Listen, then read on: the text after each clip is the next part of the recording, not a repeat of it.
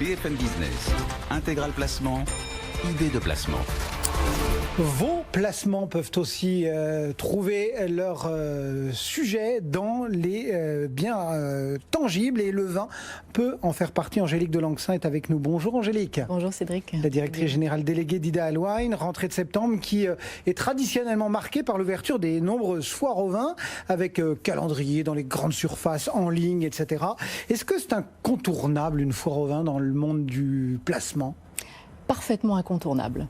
Aux étudiants et aux élèves, les cahiers, les crayons à la rentrée et aux amateurs, les jolis flacons pour remplir leur cave. Bon. Donc c'est un moment effectivement incontournable parce qu'on trouve des très très bons vins à la fois dans les grandes surfaces qui ont inventé le concept des foires au vin, mais également sur le net où vous avez une offre qui peut être plus pointue et plus spécifique.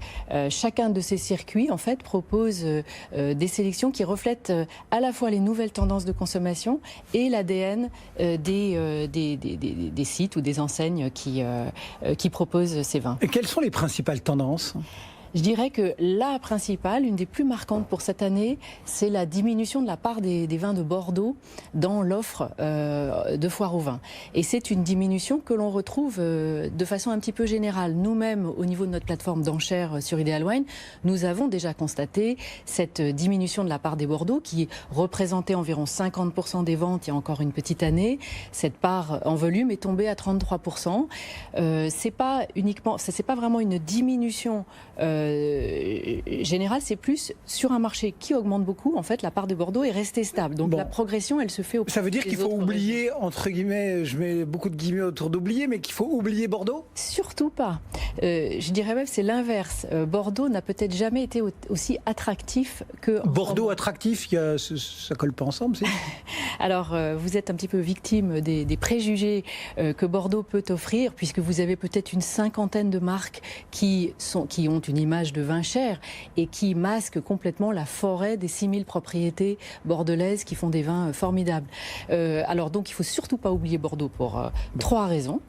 D'une part, cette marque Bordeaux, elle est connue mondialement, donc elle assure aux vins que vous mettrez dans votre cave des bonnes perspectives de revente.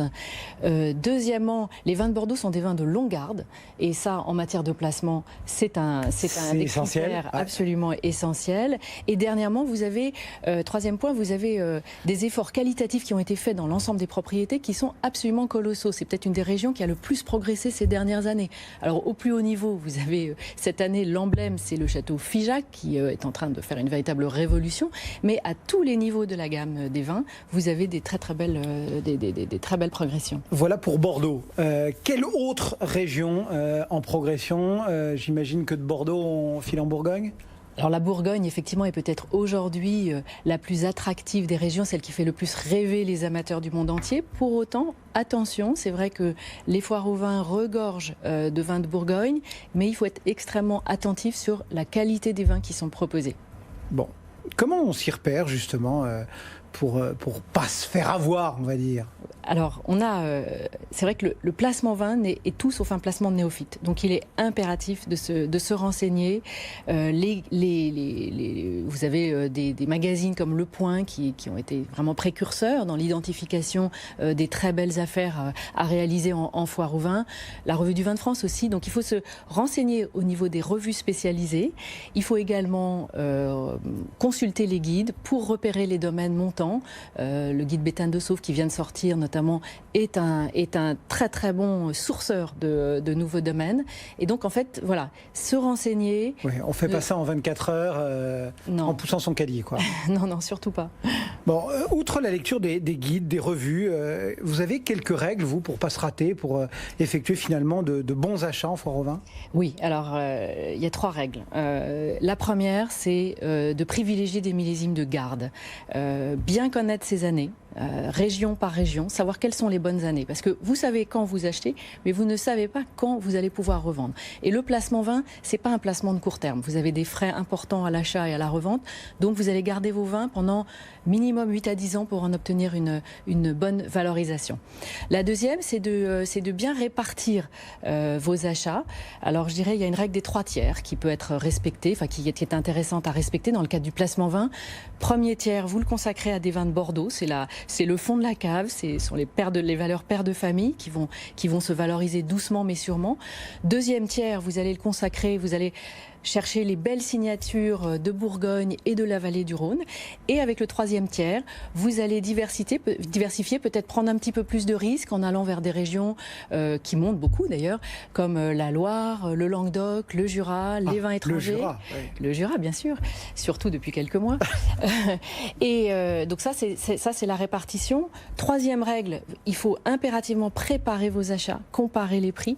Je ne saurais trop vous recommander la cote d'Ideal Wine pour traquer les fausses bonnes affaires et débusquer les meilleures. Et ça, donc ça exige vraiment une préparation. Et puis le dernier point, c'est qu'il faut absolument que vous ayez une cave bien adaptée pour accueillir vos vins sur la durée. Donc bonne température, bon niveau d'hygrométrie et sécurisation. Bon.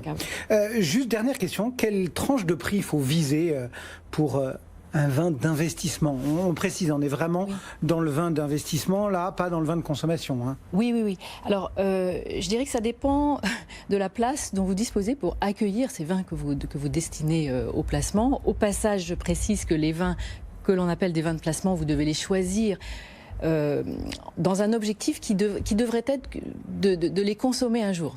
Vous devez choisir les vins que vous rêvez de boire un jour. C'est ça qui va vous amener à être le plus sélectif et le plus pointu dans vos choix. Après, en termes de prix, donc tout dépend de la place dont vous disposez. Évidemment, vous pouvez acheter une bouteille de Romanée Conti. Ça, c'est une très belle valeur de placement. Je doute que vous ne la trouviez en foire au vin, c'est ça. Dit.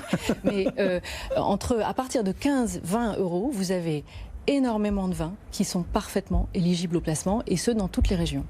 Eh bien voilà quelques conseils en cette période traditionnelle de foire au vin. Angélique de Lanxin donc pour Ideal Wine. Merci beaucoup Angélique.